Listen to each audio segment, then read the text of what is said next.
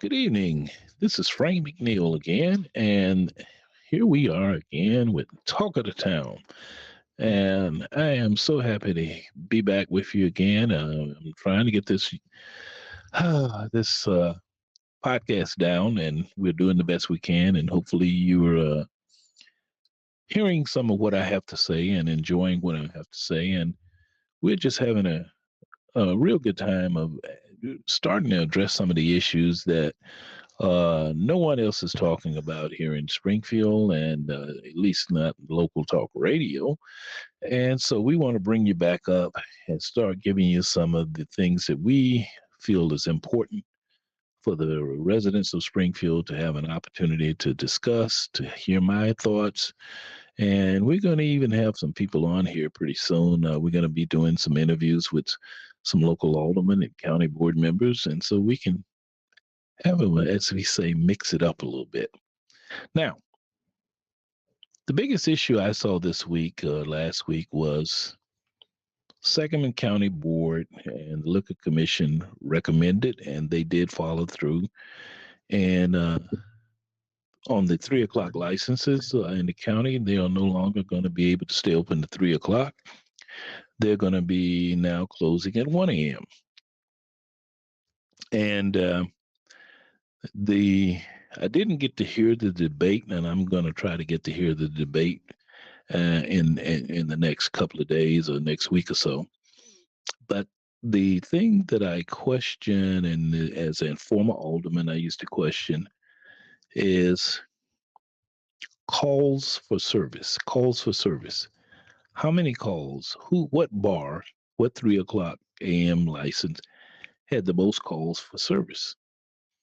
And if that 3 a.m. license was creating such a this disparate impact for the other bars, why didn't the county board and its oversight authority, why didn't they just deal with the individual bar that had the most calls for service, the most violent episodes, and make a decision? Said, okay, you're going to lose your license, not all of the bars. And that is the concern. I didn't see Sam Canman, good old Sam, did raise some issues and did raise the saying that maybe we should go to 2 o'clock. But it was pretty clear that the determination was made by the Liquor Commission committee, and that they were going to close down these 3 o'clock licenses to 1 o'clock, and they did it. The board voted, and now there are no more 3 o'clock licenses in Sangamon County. Now, the question becomes, how much more competitive will the city's 3 o'clock licenses be? Will that mean that more people will now venture back into the city to attend or to participate in bars? Or will they just go home? And the idea, I'm sure, of the liquor committee is that, well, if it's 1 o'clock, you're going to go home. And let me just be candid. And years ago, as a former alderman, I was the one that created the 3 o'clock license for Friday and Saturday nights in the city of Springfield. And then it morphed into certain bars being able to get a Monday through Friday, a Monday through week long 3 o'clock license. And we've had some issues. I know there have been some issues, but the I think the city has dealt with them. Of course, the issue of closing down 3 o'clock licenses has come about in the city as well. But I think they've dealt with the individual violator, and that individual violator's license was at risk, not the entire city of Springfield. But I know that there are some who believe that the the one all of them should get the same attention, and I don't think so. I think each individual should be dealt with on their own individual terms. And if they are not having issues at a specific bar and they're doing their due diligence and making sure troublemakers stay away, not serving people who are inebriated, uh, that's that's the possibility of you being able to stay open at 3 o'clock. But I guess let me clarify this and make clear what I'm saying. I think 3 o'clock licenses are just like any other license. I think the violators, not one size fits all, but the violators of the public trust and the public quiet should be punished, should be dealt with. Not all of them under the umbrella that everybody has to take the same medicine because just because I have a 3 o'clock license doesn't mean that my bar has had the kind of issues that other bars have had. And judge me on my own merits, not on what somebody else did. So I think the city of Springfield probably is going to begin to discuss this, and it, it's possible that they will make some recommendations. But I think that while I know there have been issues within the city of Springfield with certain bars and having issues, I think the city has had, really good oversight and they've dealt with them. And, there's several bars that are no longer bars, excuse me, as a result of their actions. And I think the city is, if they continue to monitor and do as they've been in the past, I think that there are two things that bother me about this. I still think Springfield should be a destination city. And what I mean by destination city, I think the Springfield should be a place where people come to have a good time and to enjoy themselves. And if they're here, they are not looking to go to work. Most of them are not looking to go to work the next day. Now, the legislature is here, and when they're in session, yes, they have to get up and go to work, but they still like to go out and have a good time. And each to each person in his own discretion, they have to stay out. They can stay out as late as they want. How much will this impact tax revenue? Some people say it's minimal. And how much public safety is affected? Well, if there are bar fights at 10 o'clock at night, there are bar fights at 11 o'clock at night, there are bar fights at 8 o'clock at night. The police still have to respond to those. And just because you have a 3 o'clock license and sometimes things happen after 3 o'clock, you still have 24-hour police protection within the city of Springfield and the county. And it's unfortunate that the county is a little more dispersed than the city, but the fact remains that's what law enforcement does. That's their job. And so I am one who believes that for the purpose of attracting people here, for all of the conventions that we want to have here, and to make this a welcoming city where people will spend money and have a good time here, I think that we are obliged in some respects to provide a welcoming atmosphere and give them a cornucopia of items that they can go through and pick and choose. Now, in the county, they won't be able to go out in the county, but within the city of Springfield, there's enough entities, I should say, that they can go and find a wholesome atmosphere where they can drink and enjoy themselves and dance or whatever they want to do and go home. And again, we have police that are on duty for 24/7. That's part of the issue is a 24/7 situation. And I think that until the police department come and say, hey, these 3 o'clock licenses are creating such a havoc that we need to look at them differently. And then you start going to the individual licensees who have had the most calls for service. And then you say, okay, do an examination, doing of what the calls are for. And then the liquor commission and the city council can say, this person has created such a problem that we're going to restrict their 3 o'clock license for a while until they feel that they can legitimately control the atmosphere and control the situation there. So that's my take on that right now. I hope that you give me an opportunity to ask me some questions about it because as a former alderman, I did. And by the way, I am a former county board member as well. And so I dealt with both bodies. I understand the rules and obligations. And I think that, as always, you got to be a little bit more open minded. And sometimes I think, for whatever reason, we're not as open minded as we should be here in the city of Springfield and the county of Saginaw. All right, that's my first segment here. And we're going to be back with you in about 5 or 10 minutes. And I'm back with you. And Frank Mcneil again, talk of the town, and we've got another issue that I think is important to discuss.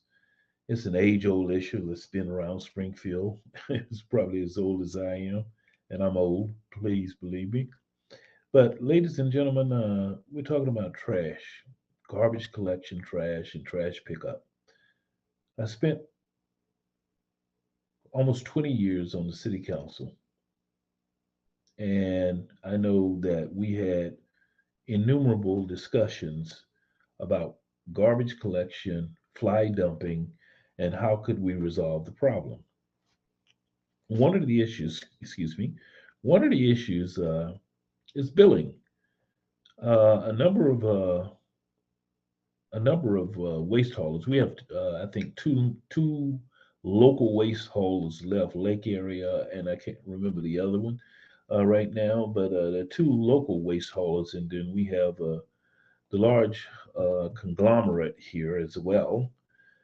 But many discussions happened at the Springfield City Council regarding garbage hauling, and one was have CWLP do the billing to everybody, every household in Springfield.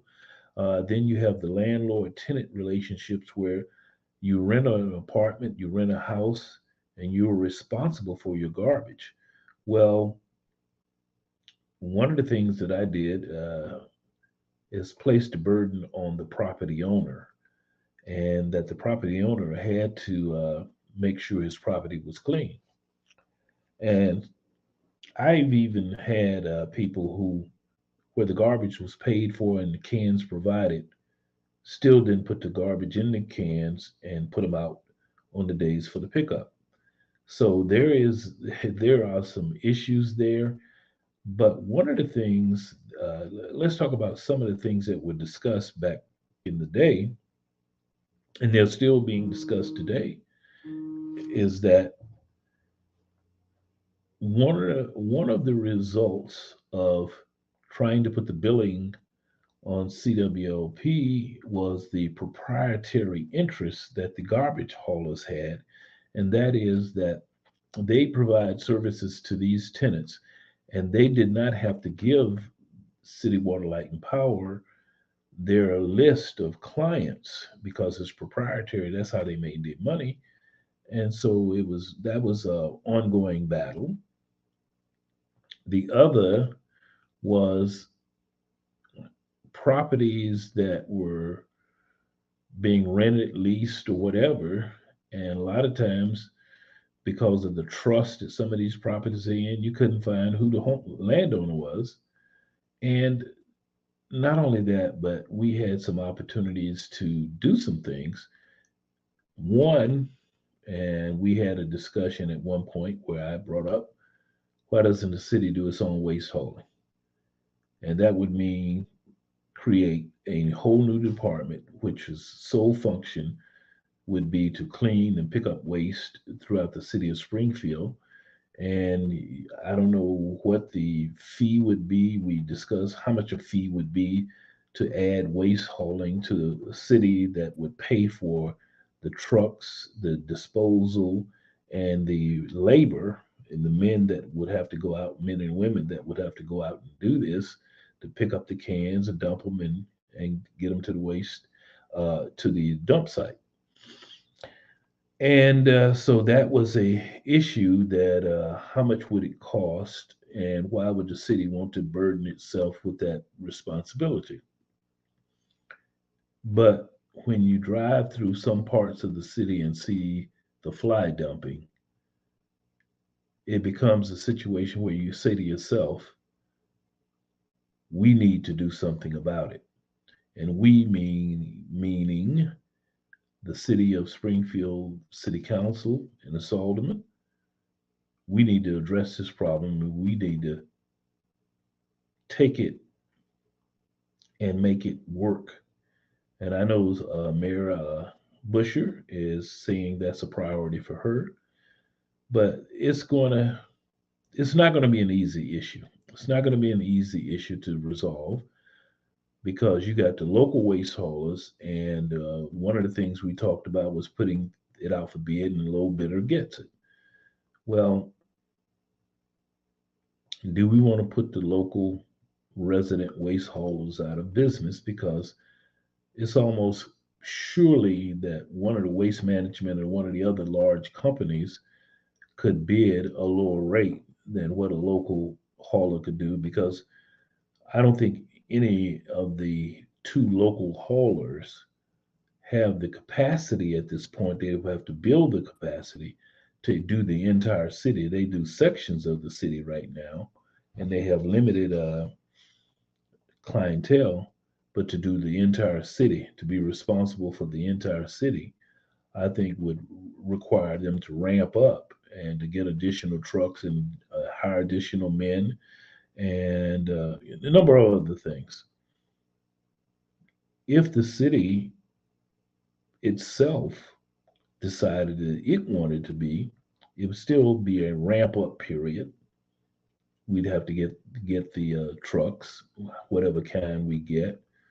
Do you get the kind that pick up the can by itself mechanically and dump it, which means less manpower, or do you get the ones with the where you have two men on the back and one driver? And then I've seen operations where the driver drives and actually jumps out and helps dump. So I'm not sure what I think we should be with the most efficient service. If we decide, if the city should decide to do that, they should get the most efficient means about how they're going to go about picking it up. So I know former alderman Mark Mahoney is now head of ICON, the neighborhood association, and they've been talking. And and Mark is one of the more stellar aldermen we've had in the last few years, and he's now no longer an alderman, but he understands the issues because he was the public works director for a period of time as well. So he does understand the inner workings, and if anybody I feel is competent to get this thing resolved, I think we ought to listen to Mark Mahoney and see what he has to say and how he would go about doing this. But my good friend and former alderman, now deceased Tom Madonia, and I used to have some real strong arguments, but also some understanding and some understanding about garbage. And at one point, Alderman Madonia was almost ready to put forth an ordinance for citywide waste collection and put it out for bid. And again, the issue became the local haulers could not compete with these large mega haulers from that come in and pick up everything, they couldn't compete. So they didn't want, we didn't want, and Alderman Madonia, Tom Madonia, did not want to put any local business out of business. And so that never came to the council as a for a vote to put it out for bid. So it's not an easy issue, ladies and gentlemen. But we also have to think about, how does our city look when people drive through who don't know anything about fly dumping, as we've had the problem here in Springfield. They're not familiar with what our issues are and why we have the issues. So it's an ongoing problem about, and then at the end of the day, it's an ongoing problem, but at the end of the day, it's always about how much it's going to cost, and how much do we have to pass on to the residents, and how much does the city eat as part of our taxing dollar. So I think that there is an opportunity for Springfield, and they're going to have to put on their big boy britches and big girl britches pretty soon, and tackle this problem again. And I would be very happy to help them in any way I can. But I think the fly dumping is getting back to a critical stage again. It started, sometimes you have fly dumping and it's sporadic, but now it's back up to the part where people are, certain alleys and certain areas of the city just become waste yards for people who don't have garbage service, or people who enter into small agreements with some households to take away their garbage, and then they take it and just find somewhere to dump it, and take the money and just dump the garbage, and they don't do a disposal, waste management right out on Ash Street. You can go and and pay a dump fee and dump this stuff, but there are a lot of people who seem to want to make a buck, but they don't want to follow the rules. So it's not going to be an easy issue to resolve. But I think that this is something that